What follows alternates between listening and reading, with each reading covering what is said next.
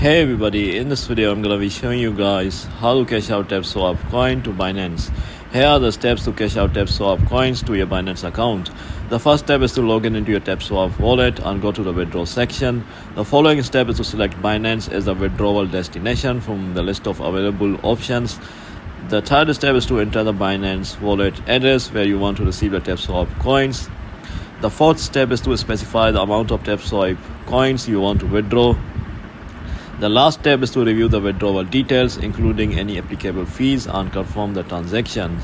So once you have completed these steps, the TapSwap coins will be transferred to your specified Binance wallet address. The transaction time may vary depending on network congestion and TapSwap's withdrawal processing speed. So this is how you do it, guys. If you found this video to be helpful, then thanks for watching, and I'll see you in the next video very soon. Peace.